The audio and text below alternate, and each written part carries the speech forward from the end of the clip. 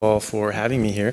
The title of my talk is Plants Are Trying to Kill You, which of course is a very provocative title and is meant to be, but it's trying to make people think about, obviously this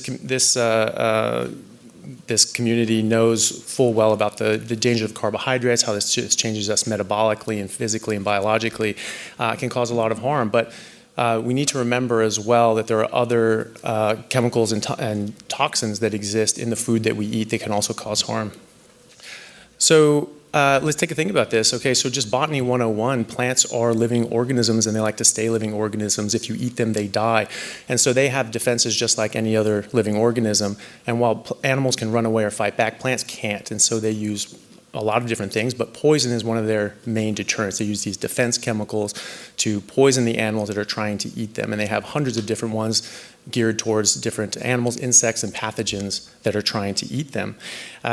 This is why most plants in the world are inedible. We sort of know this intuitively. If you got lost in the woods here and you ran out of food, you wouldn't be able to eat any random plant. Most of them would make you very sick. I don't think anyone is going to be able to spot the vegetables in this picture, right? So you have to know exactly what to eat, and the reason is because there are these defense chemicals.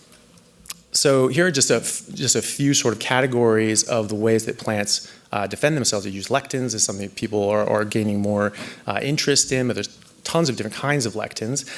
There's 2,500 different plants use cyanide that we know of. There's different various toxins, phytates, tannins, oxalates, hormone disruptors, nutrient blockers, things that make you very sensitive to light.